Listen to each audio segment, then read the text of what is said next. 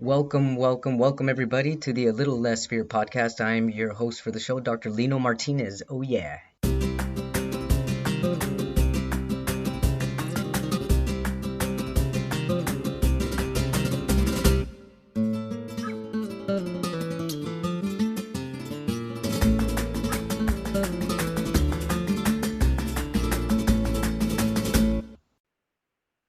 Well, it says started recording. We're good to go. Yes, welcome back everybody to the A Little Less Fear podcast. I'm your host, Dr. Lino Martinez, and today I'm interviewing Debby Kruszewski. Did I say that correct?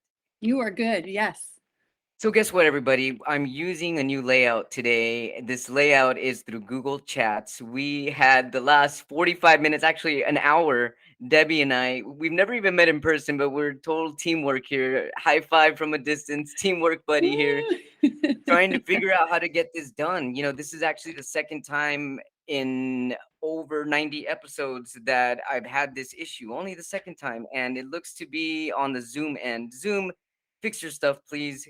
But it's okay because now we have opened the doors and we've opened the windows to Google Chat Hangout. Awesome. So with that said, nothing is an accident and nothing is a coincidence. So this was meant to happen, right aligned with what we're about to talk about. Debby has a book called Soulmate's Body. Has this program called Dream Pollination Program. That sounds incredible, by the way. Finding the dreams in your heart and how to make it happen. This is what I do every day, and this is obviously what you do every day. So welcome to my podcast, and please tell our viewers, our listeners, and our watchers, how did you even come up with this incredible book and your program? Oh, thank you so much, Lino, for having me. Well, my book, I never really went out to become a writer. I was in a job that I thought was going to be my dream job, and it was a nightmare. And I just asked God for help. I'm like, please tell me what I need to do. And he said, I think you need to start writing, and I will take care of the rest. And with that, I left my job. I'm like, this is crazy. And I started writing. I wrote 3 books in 9 months. Wow. And what I was literally just typing and it was Yeah. just coming to me. So I Divine wrote, messages for reals. Wow, in real yeah, time. absolutely. Yeah. So I kind of didn't have any rhyme or reason of what I was writing about, but I realized I was talking about stuff that really centers me and everything that was coming from my heart. And I realized that I was writing to help heal people. And even though they're fiction novels, they're all crazy stories, all really coming together with you have something in your heart for a reason. You're on a path for a reason. You meet people for a reason. You are always supported and loved by above. And so sort of learning how these characters have connections with that, but always following your heart. And even when you are like, no, I'm not going to listen to that, you always get redirected back to what your path is supposed to be. So as I'm writing all these novels, people are getting inspired and loving it. And then I realized that my calling is really to try to help people to, for whatever reasons, I didn't 100% know what that meant, but I realized that I needed to be a healer. And what I know the best is how to find the dreams in your heart, because I am a survivor of crushed dreams. I'm sure we've all have our crushed Oh, dreams yeah, out I'm there, sure. Yes. but I for sure became the expert on how to rescue my dreams. So with that, I just want to help other people know that if you're really listening to your heart and you're following everything that your heart is telling you, you are centered with God and you're being divinely guided, and you will be so happy and you'll find all the joy and abundance that this world has to offer. And you're given these dreams for a reason. They were divinely made for you. Deb, how did you actually get the motivation to get where you're at today? How did you actually even come to this realization? It's a profound realization. Oh, thank you.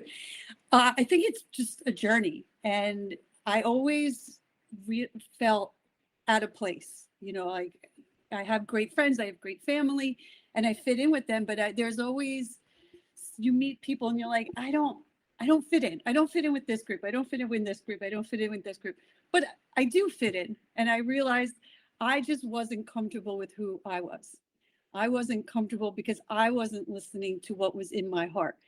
And I was waiting for other people to fulfill me with those answers, and it wasn't fulfilling. So when someone's like, I think you'd be really great at doing this, and I'd be like, oh, well, they could see something I can't see. So I'm going to go and follow this job, or I'm going to go and play this sport, or go watch this movie because somebody sees something in me that I don't see.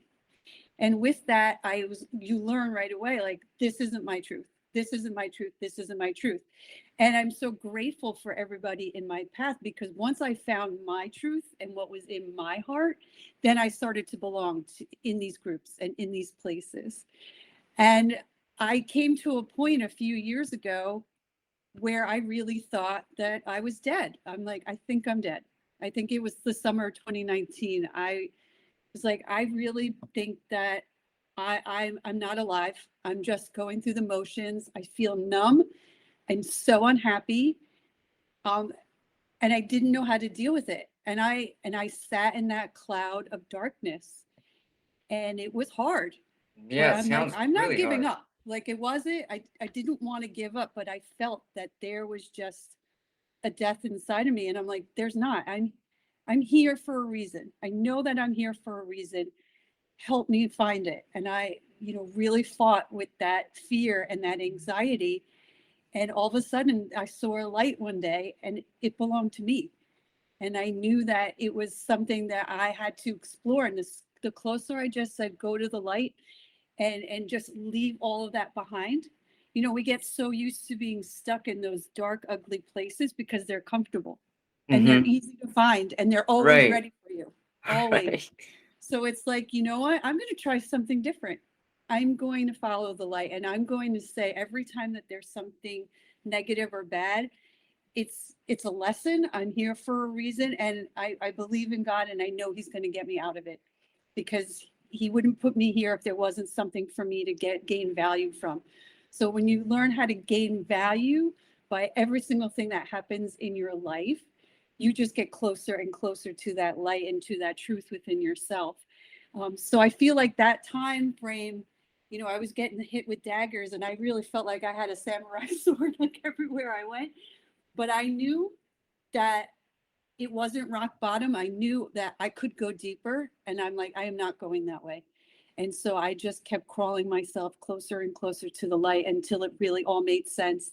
And it made sense, like what my books were about made sense, what my consulting needed to look like made sense, and how to really help people made sense. So all these avenues just suddenly all hugged each other and became one. So I'm excited to be here every day. I'm just excited to be like, wow, like I sat in that dust to be here, and I couldn't be happier. There's Debbie, could no you amount tell of us? money. Yeah. Yeah. Oh, go ahead. There's no amount of money. No, I was going to say, there's no amount of money that can give you that happiness. A lot of people I find chase dollar signs, and I was Right. in a job where it was like, yeah, I'm making a lot of money. And I'm like, but I'm miserable. Mm-hmm. And it didn't buy me any happiness. And once you learn, like, there's no value, there's no monetary value on trusting your heart, and really living in your truth and being full of joy and abundance, doesn't have a price tag on it. And That's it for belongs sure. to everybody. So you can Yes, it not does worry belong to about everybody. it. Could you tell us more about the light that you saw? How did you see it? Did you literally visually see a bright light, or did you feel the light, the warmth, or did you dream the light? Tell us more about that light. um, there, yes to every single one of them. I mean, and there definitely do spend a lot of time in prayer and meditation, where you sit, you find yourself centered, and you find that safe space. So finding where do I vision myself? Is it in a beautiful garden? Is it on the beach? Is it in a park? Or is it just sitting in my living room? And once you kind of mentally build that living room for yourself, and you get comfortable there, and you invite things to come in. So I would always visualize a light coming down and a light coming through me, and just feeling that, and then seeing what else comes through, and then having conversations with God, and being comfortable in that space of like, wait, I could talk to you, like, oh, okay.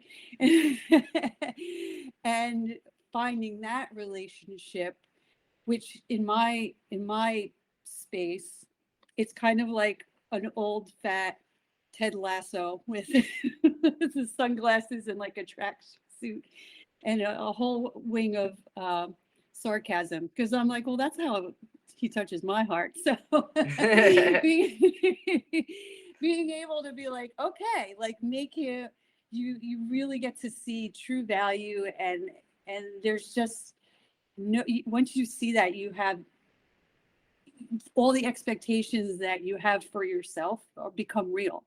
They're all become attainable. You're like, oh gosh, God is with me. He's speaking to me. He cares about me. And I think a lot of people don't believe that or don't see that. Or Hmm. it's like, yeah, yeah, yeah, sure, that's for somebody else. And maybe that's not how it looks like for you, but you're, no matter, if you believe that there is a higher being, believe and trust that that is, the higher being is definitely loving you and supporting you, and you have a full team that's always Oh with you yeah, and definitely supporting a you. full team. Oh, Yeah. for sure there is. In the beginning of this conversation, you were mentioning how at first you didn't feel like you belonged in places. Do you think that a lot of people who feel that way, that they don't belong wherever they're at, or they're just not part of that subgroup or culture, or whatever? Do you think that has to do with them not finding that inner light, that inner God, or the God himself? Do you think that has a lot to do with it? Yeah, I think when you're not comfortable with it, when you don't know or you're fighting what is in your heart and what is inside of you, you're always judging yourself. Hmm. So, you're in a group of people and you're like, That's so well, true. I don't look like you, or I don't, Right. eat the same food that you do, and I don't like this group, but I don't like what you talk about, or you can get deeper and deeper and deeper. And if you really you're only judging yourself, Hmm. right? That's so So, true. we're only judging ourselves because we're like, I'm not perfect because I don't look like this person. Or you were made for you. You weren't made to look like somebody else. You're never going to be somebody else. You are always going to be you, no matter what you think. You know, um, you can be like somebody, be yourself. You're not here to be that person. You're not here to be that person. You're here to be yourself. And once you let go of those judgment calls and let go of, oh, I need to be this, or I need to act like this, or no, you need to be you. And then once you feel that way, you can go into any group of people and be completely comfortable and realize how much you have in common with people that are so completely different than you. And you're like, this is so cool. Why didn't I know that beforehand? And I get excited. My friend, a newer friend of mine, we all were locked up right in our own houses. Now Yeah. that we're getting back into being in groups and stuff, inviting each other to like, oh yeah, come to see my stuff, come to. And she's like, you're so funny because you make sure when you walk into a room that you speak to every single person. And I'm like, yeah, because I want it. Every person that I meet, I learn more about myself. I learn That's more so about true. how exciting people are and how everybody has a dream in their heart. And if I hear your dream, I could be like, oh my gosh, that is so cool. I want that dream too. That is so fun. So it's a really fun, exciting process to be like, I'm going to help you find your dreams. I'm going to help you find it. And once you find one, they just multiply and multiply and multiply. And then I hear yours, and then I'm like, oh, you know what? I think of this. Let's. What about this? And then you're like, oh, I want to do that too. And all of a sudden, you're like, booked a flight all across the world and traveling to 17 places and Right. like bungee jumping in Bali. And you're like, I have no idea how to start. That's And it's exciting, hilarious. It and it's is. like, wow, I would have never met that person if I didn't ask, if I didn't go up to them and ask. And that's And such it's a beautiful just, thing about connecting. Once you connect with yourself, you make that abundance of connection with other people. That's so beautiful. yeah, it's fun. If you have fun with it, you're just always gonna enjoy every minute and every day. You're like, wow, I learned so much. And so you developed like a dream pollination program? So I got certified as a dream manager, which is actually a program written by Matthew Kelly, and it was written for employers that were having problems with turnover and productivity.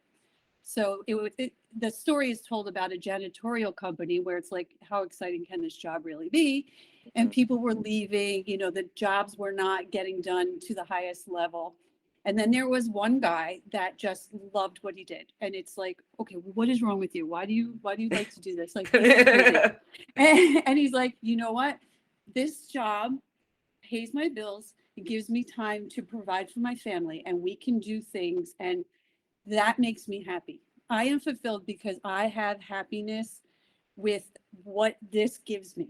I don't, hey, it's not exciting, but if I give it everything that I have, it makes me feel like I did a good job, and I feel good, and I feel fulfilled, and I make people happy by showing them that I can do this job and I can have fun. You can have fun too. What a And great attitude. yeah, so they're like, wow, like we want to bottle you up. And so they realized if they made an investment in their employees of like, what are your dreams? What is it that you want to do? And there was the most common things of, I want to buy a house. I want to get out of debt. I want to go back to school. And those seems to be like very common things. So it's like, okay, well, let's just address this to everybody. Let's just get this out of the way right away. Let's help you with your finances. You want to buy a house? Okay, so we're going to help you get into a really good savings plan and start preparing for it. You want to go back to school? We have an employee program that will give, help pay for college or whatever kind of courses.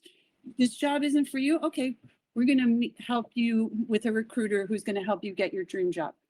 And you know what? You're always going to remember that company for what they did for you and how they made an investment in you. Right. And you're going to be grateful. You're going to be like, you got to go work here. You got to Yeah. go and work there. And you're learning a skill that, I mean, every job is different, but if you take the skills that you're learning there and you can apply them to almost anything, and you're just going to love what you do because you're like, wow, they care about me. Yeah. So, I mean, I totally love to do it. I did it in a few of the other companies that I worked for in the past, and just doing it with individuals like that want it for themselves. And recently I was approached to do it for couples or for a Wow. family that's like, we're a little broken. We're not, we're just, things aren't so great, but we don't want to break up, but we want to work on it. We don't know how. Hmm. So be able to work on this program as a couple, you do work separately and then work together. You're really developing who you truly are and learning who the other person is. So it's a program that really is applicable if you believe that, even if you have that tiny mustard seed of faith and that there's a bigger spark inside of you, you're totally would love and thrive in this program. And if you want to be Wow. miserable and just, oh, I like being miserable and I'm fine here, then it's not for Right. you. But So how long have you been implementing this dream pollination program? I've been working on this exact program just for the past few months, but I've done similar programs just under different packaging, so to say, for the past 10, 12 years. Doing it Wow, that's just a long labeled time. for the companies that I was working at, and also just for individual groups. I had started when I was worked for an outsourcing company where they place people in. We run mail rooms and copy centers and reception and any kind of like back office work. And we found that there was this replacement team that, like, if you call out sick, then we put somebody from the replacement team on there. And it was miserable. They were like miserable. They'd go there to whatever site they were at and, just kind of thought I could slack off. I don't really work for this in this group, so who cares? And we're like, oh, no, no, no, no, no. We need to turn this around. Yeah. So we needed a leadership program. Wow. And you're only allowed to be in this role for 1 year because you need to work on getting yourself to whatever your next level is. And we're going to do a lot of hard work. And you're going to go in and you're going in as a leader. So you're going to be like, hey, you have the eyes and ears of everything. You go to all these different sites. You see how they do things differently. How can you bring efficiency to the next site that you go to? How can you Yes. build relationship?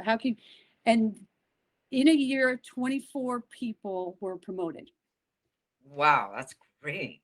Yeah. So and then everybody's like, I want to be on that team. So then it went from the least popular group of like, oh, I think we used to call it the land of the misfits, which is horrible. But like, like you don't really know what to do. But by paying attention to these employees and recognizing them of you have value, there is more to you. I know you have potential. Let's get you there. Let's give you the confidence. Let's give you all the tools that you need to get there. I worked for another company that was drowning in, they just were being threatened by a union taking over, and they're very lost of like the unions giving them all this bright and shiny, oh, it's going to be fabulous. It's going to be so fabulous. But, it was taking away a lot of their rights, which they didn't understand. But the second, that threat was there, myself and the management was like, we got to change this. We got to turn this around. And I built a program that was based off of them. So I got every manager on my team in a room, and I'm like, we're staying until this is done. I mean, it wasn't that long, but I didn't keep them there hostage for 3 days. It was just a couple hours. And I'm like, let's just brainstorm what we think and what we believe this team should be. Because they couldn't name the mission statement. Everybody was kind of burnt out.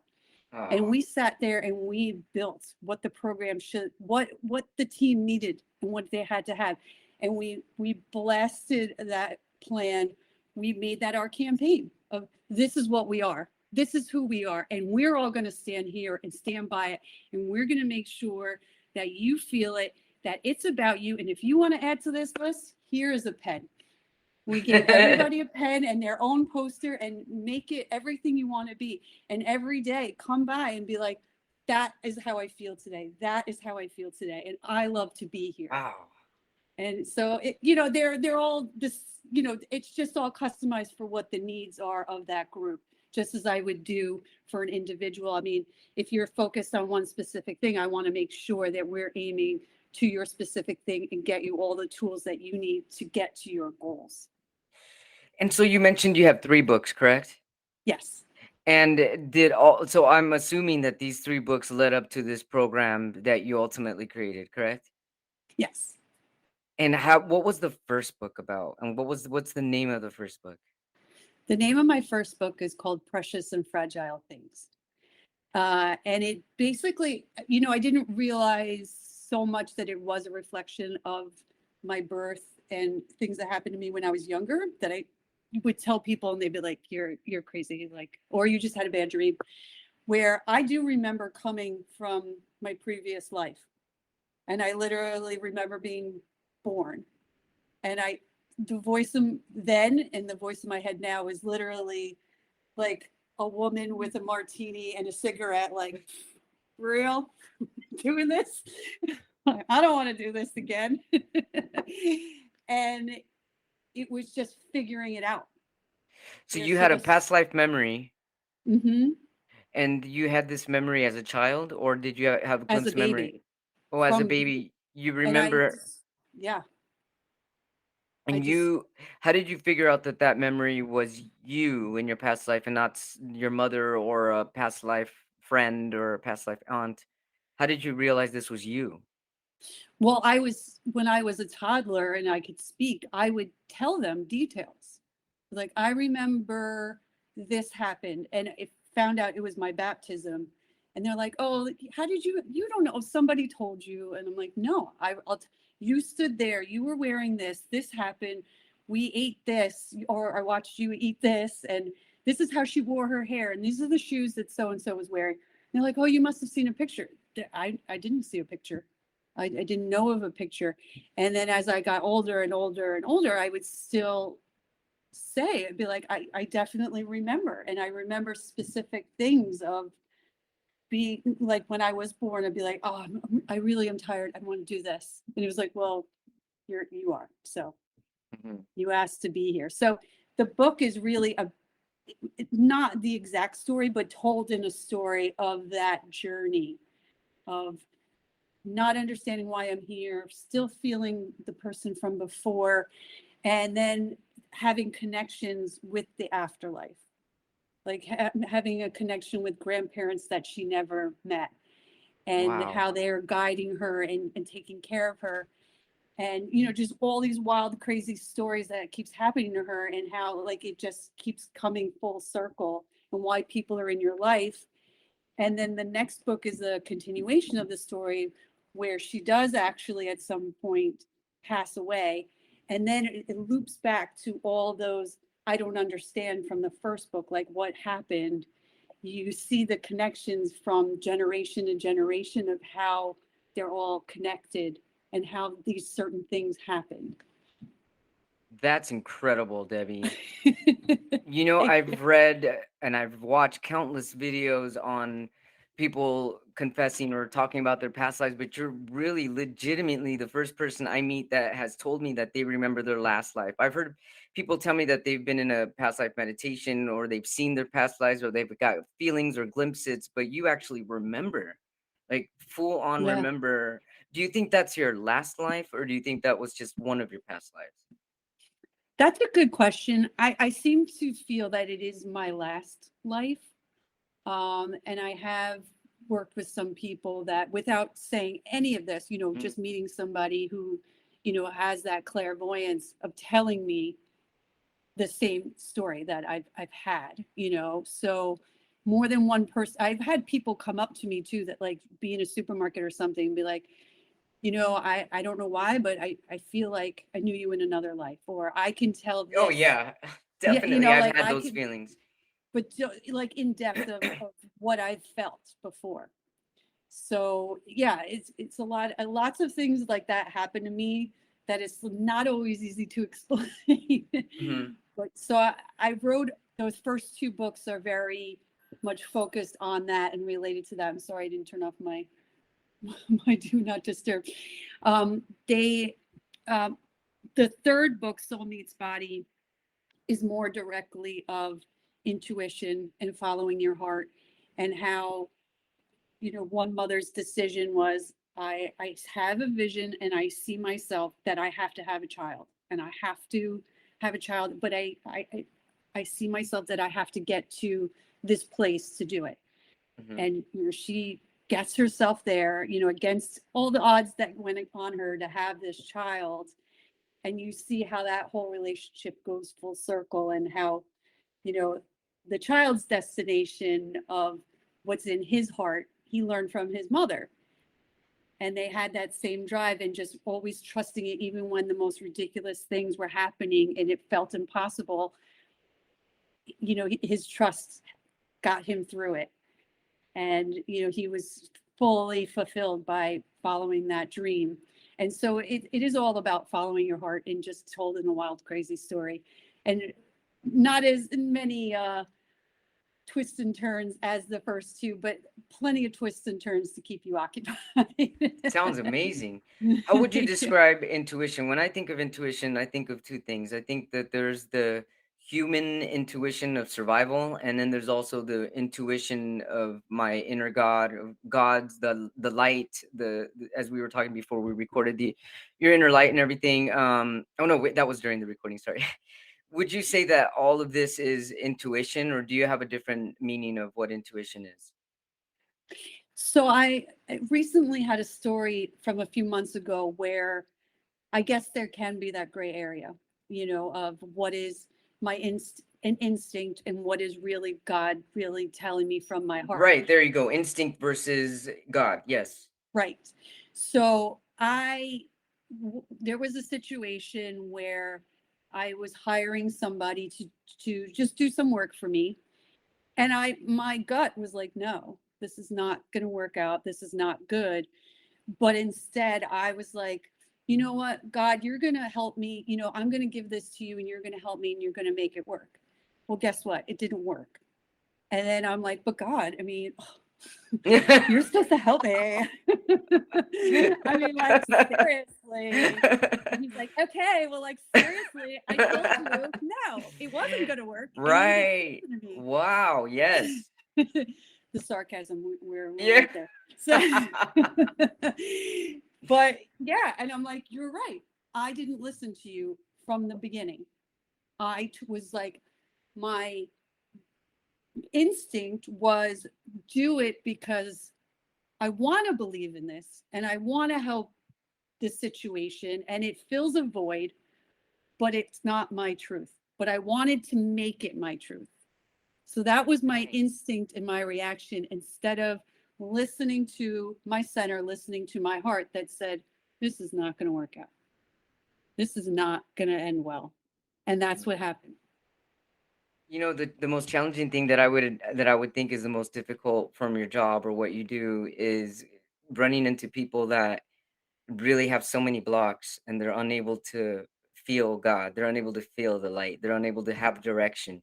Like, how do you dig in there to get it out of them? You're putting up your own blocks, What if so someone's not aware that they're even putting up they're usually blocks? not. I mean, I mean, we all still put up blocks. I put up walls so much. Um, and I didn't realize it was me. I blamed everybody else. It was always somebody else's fault. Or, oh, this is because of this guy, and oh, this person.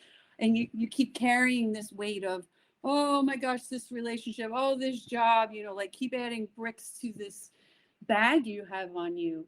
And once you start unleashing that, and what I did for myself, again, went into meditation, went into space, and I really saw myself in a maze of these brick walls that were so tall, it felt impossible to get rid of them.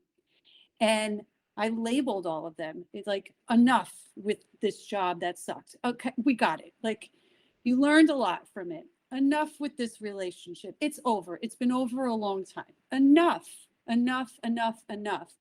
And every time I went into that meditation, I took a huge hammer and I would just knock the walls until I started to see the light coming through them, coming through those broken spots. I was then able to start pushing them away and just follow straight back into that light. And then all the things that were dreams that I told myself I couldn't have, I put that block up, nobody else. I put that block up of, I can't have this. I can't have this, because it was because of all these stories of, I told myself I can't because of a past experience, or because of this, or because of this. It's not true. And once I saw all of my dreams outside of these walls that I created, I was able to actually start attaining them. And I would, when I kid into people all the time that are like, oh, no, I can't, because it's like, but you can. You choose not to. And you get right? It's like, Yeah. I'm sorry, what were you going to say? You don't have an answer, and usually you could just put, I hope that I'm a little bit more polite when I actually do encounter something like that. You really, once you kind of point out to somebody, like, you can do that. You absolutely can do that. You choose not to do it. And once they see it in that light, because most people won't approach you and say that. Right. No, they won't. And they'll get I think a lot of people might get offended too if you just You're kind of offended, but you're still standing here and intrigued, right? So right if you for a want to be reason. offended, then don't, because guarantee in 2 weeks you'll be like, hey, remember when you said that? Yeah, what did you mean by that? Can you What do you see that I don't? And sometimes I feel like I can be a little mean, and I don't mean to be. I don't wish to be mean. I could see potential in everybody. It's like I'm mad because I'm like, can you just see that potential in you? Yeah, right. I want to like shake it, but once I learned for myself how my process was, it's not going to be the same process for everybody else, and not everybody is going to learn because I had an experience. You have to learn the experience. And so now I hope to be much more gentler in the approach of, hey, I know you say you can't do it, but I bet you can. I know you can. I know you can. Just think about it. And again, usually people are like in shock of like, she saw the light in me and that I can't see. Debbie, thank you so much. You've enlightened me. I'm just like, I feel like there's light shooting everywhere, and I want to reach in for all these lights. Thank you so much, everybody. This is Deborah Kruszewski. Wow, wow, wow. She's just an incredible light here on a Little Less Fear podcast. Who would have known? My goodness, how can our viewers, our watchers, and our listeners find you? Yes, you can find me at debbykrusz.com. It's DEBBYKRUSZ.com. I also would like to offer to all of your listeners a free download of Soulmate's Body. Wow, yes. You can also find me on social media at the same, at Debby Krusz, Instagram, Facebook, Twitter, LinkedIn. How do we get a And free download of your book? I could send you the link if you could post it, if that's possible. Yes, absolutely. Yes, I will send you the link. And I highly encourage, if anybody is interested in their dreams, go to my website, DM me on any social media and say, hey, can we do a sit down? Can we do a call? Offer everybody a free 40-minute call to just start working on unleashing your dreams. I love it. And how can we, I'm sorry, what's our social media tags? How can we find you on social media? At Debby Krusz, DEBBYKRUSZ, website, debbykrusz.com. And I'll send you the link for a free download of Soulmate's Body. Excellent. Thank you so much, Debby Krusz, for being on a Little Less Fear podcast. This has been amazing, and I can't wait to read your book. And thanks so much for shedding all your beautiful light. Thank you so much, Lino. I had such a great time. So did I. We'll chat soon. Thank you. Thank you.